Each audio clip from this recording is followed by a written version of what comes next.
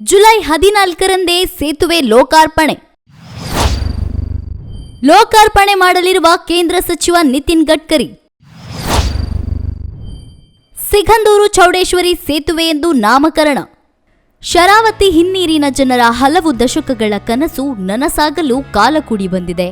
July 14ರಂದೇ Sigandur ಸೇತುವೆ ಉದ್ಘಾಟನೆಯಾಗಲಿದೆ. ಈಗಾಗಲೇ ಕಾಮಗಾರಿ ಪೂರ್ಣಗೊಂಡಿದ್ದು, ಇದೀಗ ದಿನಾಂಕವೂ ನಿಗದಿಯಾಗಿದೆ.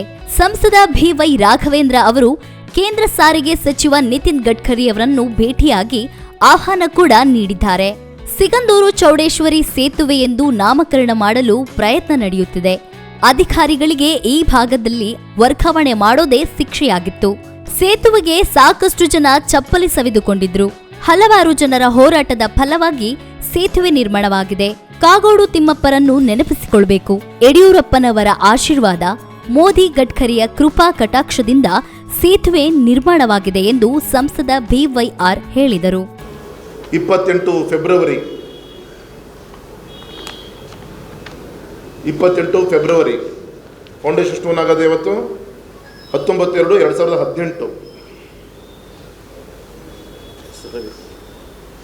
28 ಫೆಬ್ರವರಿ 2019ಕ್ಕೆ SFC ಮೀಟಿಂಗಲ್ಲಿ ಅಪ್ರೂವಲ್ ಆಗುತ್ತೆ. 6 ಮಾರ್ಚ್ 2019 ಸ್ಯಾಂಕ್ಷನ್ ಲೆಟರ್ ಸಿಗುತ್ತೆ. 8 ಟೆಂಡರ್ ಕರೀತಾರೆ. 10ಕ್ಕೆ ದೇಶದ ಲೋಕಸಭಾ ಚುನಾವಣೆ ಘೋಷಣೆ ಆಗುತ್ತೆ. ಈ ಅವಧಿಯಲ್ಲಿ 7-8 ತಿಂಗಳಿಗೋಸ್ಕರ ಬೈ ಎಲೆಕ್ಷನ್ ನಡೆಯುತ್ತೆ. MP ಎಲೆಕ್ಷನ್ಲಿ ನಿಮ್ಮ ರಾಘಣ್ಣ ಈ ಸಂದರ್ಭದಲ್ಲಿ ಸಂಸತ್ ಸದಸ್ಯನಾಗಿ ಈ ಒಂದು ಅವಧಿಯಲ್ಲಿ ನಡೆಯುವಂಥ ಈ ಘಟನೆಗಳು ಇವೆಲ್ಲದೂ ಕೂಡ. ಯಾಕೆ ಇವತ್ತು ಇಷ್ಟೆಲ್ಲ ಬಿಡಿಸಿ ಹೇಳ್ತಾ ಇದ್ದೀನಿ ಅಂದರೆ, ಯಾವುದೋ ಒಂದು ಆ ಹೋರಾಟಗಾರರ ಒಂದು ತಪಸ್ಸು,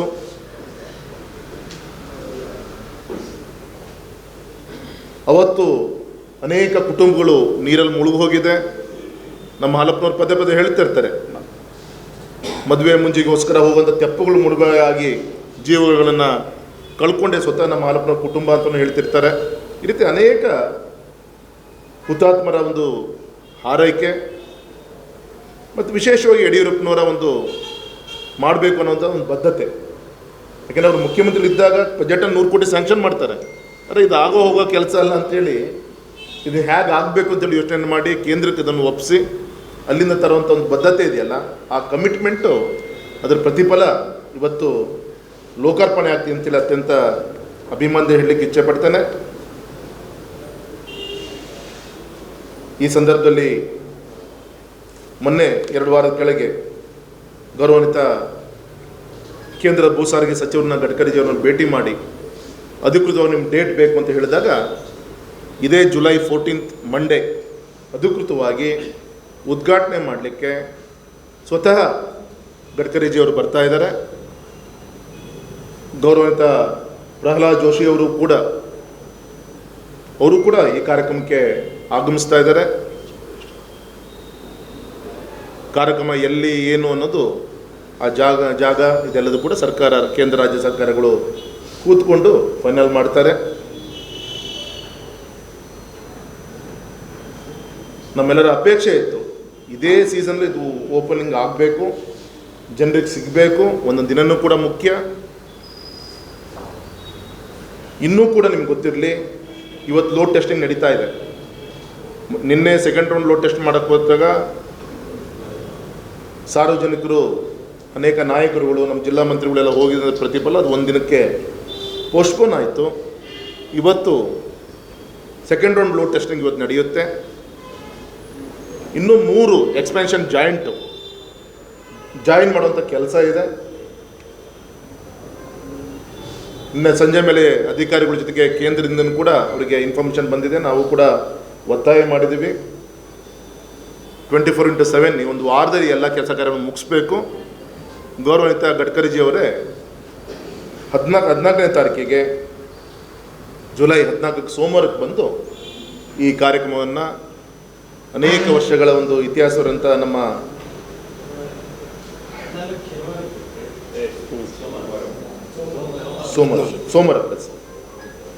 ಸೋಮವಾರ ಬರುತ್ತೆ.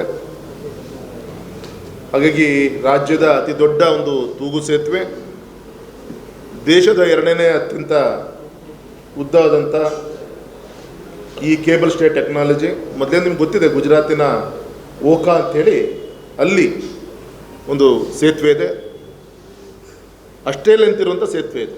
ದೇಶದ ಒಂದು ಸರಿ ಸಮಾನವಾಗಿರುವಂಥ ಅದು ಇಷ್ಟೇ ಮೀಟರ್ಸ್ ಬರುತ್ತೆ, 740 ಮೀಟರ್ಸ್ ಏನು ಆ ಕೇಬಲ್ ಬಿಡ್ತು ಬರೋದು. ಉಳಿದಿದ್ದು ಅಪ್ರೋಚ್ ರೋಡು ಇದೆಲ್ಲ ಬೇರೆ, ಕೇಬಲ್ ಇದು ಬರೋದು ನಮ್ಮದು 740 ಮೀಟರ್ಸೇ ಬರುತ್ತೆ. ಸರಿ ಸಮಾನವಾಗಿರುವಂಥ ಒಂದು ಸೇತುವೆ ಅಧಿಕೃತವಾಗಿ ಲೋಕಾರ್ಪಣೆ ಆಗ್ತಾ ಇದೆ. ಸೇತುವೆ ನಿರ್ಮಾಣದಲ್ಲಿ ಹಲವಾರು ಕುಟುಂಬದ ಹೋರಾಟವಿತ್ತು. ಕಮಿಟ್ಮೆಂಟ್ನ ಪ್ರತಿಫಲ ಸೇತುವೆ ನಿರ್ಮಾಣಗೊಂಡಿದೆ. ಗಡ್ಕರಿ ಅವರನ್ನ ಭೇಟಿ ಮಾಡಿದಾಗ ಜುಲೈ 14ರಂದು ದಿನಾಂಕ ನೀಡಿದ್ದರು. ಜುಲೈ 14ರಂದೇ ಉದ್ಘಾಟನೆ ಮಾಡಲಾಗುತ್ತಿದೆ. ಸಚಿವ ಪ್ರಹ್ಲಾದ್ ಜೋಶಿ ಬರ್ತಾ ಇದ್ದಾರೆ. ಜಾಗ ಅಂತಿಮಗೊಳ್ಳಬೇಕಿದೆ. ಸೆಕೆಂಡ್ ಲೋಡ್ ಟೆಸ್ಟಿಂಗ್ 1 ದಿನ ಮುಂದು ಹೋಗಿದೆ. ಅನೇಕ ಕೆಲಸವಿದೆ. 1 ವಾರದಲ್ಲಿ ಕೆಲಸ ಮಾಡಿ 14ರಂದು ಸೇತುವೆ ಲೋಕಾರ್ಪಣೆಯಾಗಲಿದೆ ಎಂದರು. ಸಿಗಂದೂರು ಸೇತುವೆಗೆ ಸಿಗಂದೂರು ಚೌಡೇಶ್ವರಿ ಎಂದು ಘೋಷಿಸಬೇಕು. ರಾಜ್ಯ ಸರ್ಕಾರ ಎನ್ಒಸಿ ನೀಡಿದರೆ ಕೇಂದ್ರ ಅನುಮತಿ ನೀಡಲಿದೆ ಎಂದು ಹೇಳಿದರು. ಈ ವೇಳೆ ಸಚಿವ ಮಧು ಬಂಗಾರಪ್ಪ ಅವರಿಗೆ ತಿರುಗೇಟನ್ನ ಅವರು ಕೊಟ್ಟಿದ್ದಾರೆ. ಸಂತೋಷ ಪಡಬೇಕಲ್ಲ, ಕೆಲಸ ಆಗಿದ್ದಕ್ಕೆ ದುಃಖ ಪಡೋದು ಏನಿದೆ? ಇದರಲ್ಲಿ ಕೆಲಸ ಆಗಿದೆ. ಈ ಒಂದು ಇದರಲ್ಲಿ ಹ್ಯಾಂಡ್ ಓವರ್ ಪ್ರೊಸೆಸ್ ಇದೇ ಸೀಸನಲ್ಲಿ ಆಗ್ತಾ ಇದೆ. ಇಲ್ಲಾಂದರೆ ಇನ್ನೂ ಸ್ವಲ್ಪ ಲೇಟ್ ಆಗಿದ್ರು ಕೂಡ ಸಾಕಷ್ಟು ಇದಕ್ಕೂ ಕೂಡ ತೊಂದರೆ ಇತ್ತು. ಹೊಳೆ ಹೆಚ್ಚಾದಾಗ, ನದಿ ಹೆಚ್ಚಾದಾಗ ಅಲ್ಲಿ ಪೈಲ್ಸ್ ಹಾಕಲಿಕ್ಕೆ, ಕೆಲಸಗಳು ಮಾಡಲಿಕ್ಕೆ ಸಾಕಷ್ಟು ಸವಾಲಿದ್ದರೂ ಕೂಡ ನಮ್ಮ ಮುಗಿಯುವಂಥ ಹಂತ ಇನ್ನೂ ಬೇಗ ಆಗಬೇಕಾಯಿತು. ತಡ ಆದರೂ ಕೂಡ ಮಾಡ್ಬೋದಿತ್ತಲ್ಲಪ್ಪ. 2008ಕ್ಕೆ ನಿಮ್ಮ ಯಡಿಯೂರಪ್ಪನೂ DCM ಸಹಾಯ ಆಗಿತ್ತು. BJP ಸರ್ಕಾರ ಒಂದು ಆಡಳಿತ ಒಂದು ಅವಧಿ ಮೊನ್ನೆವರೆಗೂ ಕೂಡ ಇತ್ತು. ನಾವು ಏನೇನು ತಂದಿದ್ದೀವಿ ಕ್ಷೇತ್ರಕ್ಕೆ ನಾನು ಹೇಳಿದ್ನಲ್ಲ ಆಗಲೇ, ಆ ಪಟ್ಟಿ ನಾನು ಓದ್ಲಿಕ್ಕೆ ನಾನು ಟ್ಯಾಕ್ಸ್ ದೃಷ್ಟಿಯಿಂದನೇ ಹೇಳಿದ್ನಲ್ಲ, 20,000 ಕೋಟಿ ತಂದಿದ್ದೀನಿ. ಪಟ್ಟಿ ಕೂಡ ನಾವು ರೆಡಿ ಇದ್ದೀವಿ. ರಾಷ್ಟ್ರೀಯ ಹೆದ್ದಾರಿ ಯಾಕೆ ಬಿಫೋರ್ ದಟ್ ಯಾಕೆ ಆಗಲಿಲ್ಲ?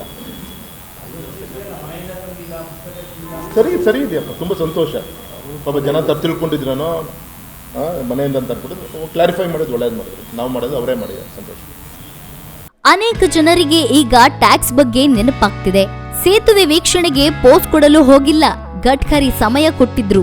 ಜಾಗ ನೋಡಲು ಸಿಗಂದೂರು ಸೇತುವೆಗೆ ಹೋಗಿದ್ವಿ ಎಂದು ಸಂಸದ BY ರಾಘವೇಂದ್ರ ಸ್ಪಷ್ಟನೆ ನೀಡಿದ್ದಾರೆ. ಒಟ್ಟಾರೆಯಾಗಿ ಶರಾವತಿ ಹಿನ್ನೀರಿನ ಜನತೆ ಇಷ್ಟು ವರ್ಷಗಳ ಕಾಲ ಅನುಭವಿಸಿದ ಯಾತನೆಗೆ ಕೊನೆಗೂ ಮುಕ್ತಿ ಸಿಕ್ಕಿದ್ದು, 1 ವಾರದ ಒಳಗೆ ಸಾರ್ವಜನಿಕರ ಸಂಚಾರಕ್ಕೆ ಸೇತುವೆ ಮುಕ್ತವಾಗಲಿದೆ.